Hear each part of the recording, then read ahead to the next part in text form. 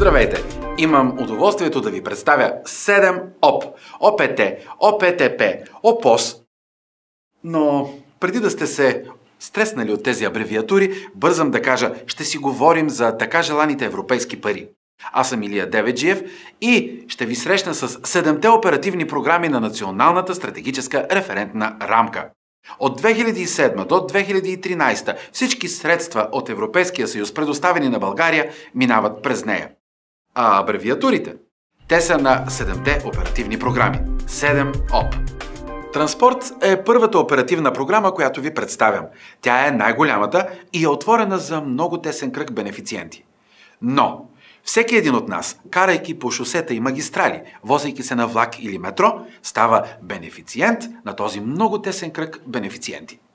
До края на 2013 година нашите шосета и магистрали, ЖП линии и водни пътища ще получат над 2 милиарда евро по оперативна програма Транспорт. Финансират се проекти на Агенция Пътна инфраструктура, компания Железопътна инфраструктура, Софийски метрополитен, Изпълнителна агенция за проучване и поддържане на река Дунав и Държавно предприятие Пристанищна инфраструктура. Води, въздух, биоразнообразие, отпадъци от човешка дейност, околна среда, оголения нерв на 21 век. Решение за по-добър живот? Оперативна програма Околна среда. Тя финансира проекти на общини, ВиК дружества, дирекции към Министерство на околната среда и водите и Министерство на земеделието и храните, управление на национални и природни паркове и неправителствени организации. Добри практики? В община Свиленград реализираха проекта Подобряване на жизнената среда чрез рехабилитация на обществени зелени площи и сега тя е много по-приветлива. Община Приморско 6 км канализационна мрежа, 2 помпени станции и инфраструктурата на питейните и отпадните води вече е адекватна на европейските изисквания. Благодарение на оперативна програма Околна среда. Откакто се помня, в България хората от малкия град завиждат на хората от големия град. Хората от големия град завиждат на хората от столицата. Заради по-добрите условия за живот, сигурно, и за възможностите за реализация.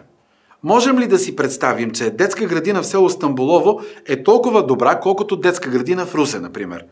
Или че ученическа спортна база в Каварна не отстъпва на спортната база на Варненско частно училище?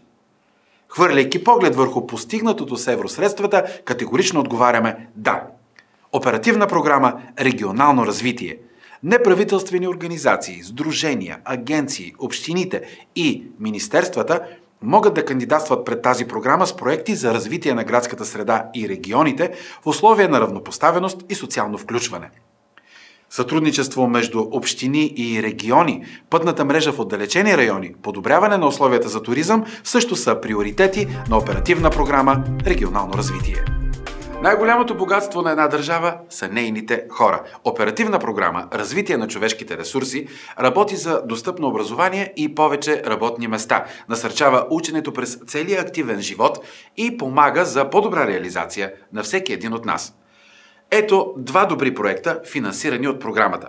В Русе, в Центъра за социална рехабилитация и интеграция, Съюзът на слепите обучи на брайлово писмо, компютърни и готварски умения 50 незрящи. В Севлиево, гимназията по механоелектротехника, чрез своя проект Свободно време, свободен избор, осигури извънкласни занимания на 280 ученика за цяла година.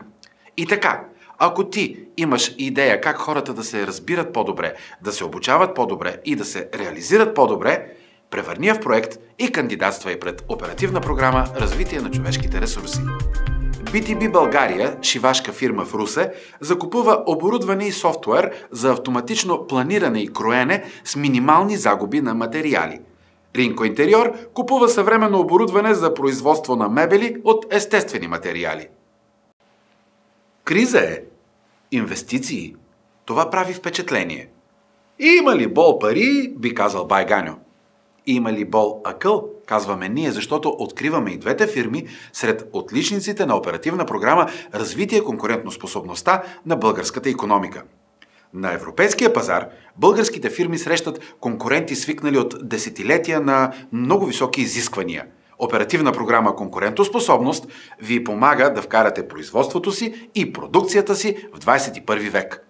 Гамата на допустими бизнес проекти е много широка. От иновации през енергоспестяване до коопериране и създаване на фондове.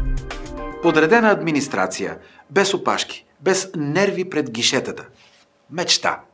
За реализацията на тази именно мечта, Оперативна програма «Административен капацитет» осигурява 180 милиона евро.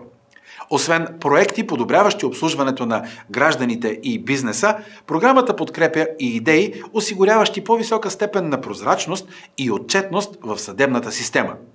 Кой може да кандидатства?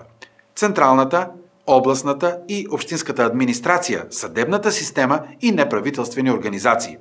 Сред добрите проекти на Оперативна програма «Административен капацитет» е тази на областна администрация Плевен. По-добро обслужване чрез електронно управление. Създадени са портали за достъп до електронни административни услуги за областите Плевен, Ловеч, Габрово и Добрич. Всяко начинание би могло случайно да види успешен край и само на гол ентусиазъм. Но реализацията на европейските милиони в никакъв случай не бива да бъде оставена на случайността. За това се грижи Оперативна програма «Техническа помощ». Финансират се обучения на персонала, работни срещи, конференции и семинари, финансов контрол, наблюдение и оценка, анализи, експертни изследвания и проучвания. С две думи, всичко необходимо за един проект от написването до отчитането му. Кой може да кандидатства? Регионалната и местната власт, структури от всички нива на администрацията и координационните звена. Добра практика от Оперативна програма «Техническа помощ». Ето този момент очаквам от самото начало на нашата среща. Областен информационен център Русе. Ето един добър пример. Освен програма от събития в целия регион, той инициира и създаването на филма, който гледате в момента. Областен информационен център ви очаква в емблематичното за Русе доходно здание, за да отговори на всеки един ваш въпрос относно оперативните програми. Това е. Представих ви накратко 7 ОП. 7-те оперативни програми на Националната стратегическа референтна рамка до 2013 година. Не казвай ОП преди да си скочил, така гласи една поговорка. Ще си позволя да я коригирам. Кажи ОП, за да скочиш, защото ОП тук означава оперативна програма. Ако се възползвате, може да означава и отворена перспектива, осъществен потенциал, обществен просперитет. Допълнете до 7 сами. Желая ви успех!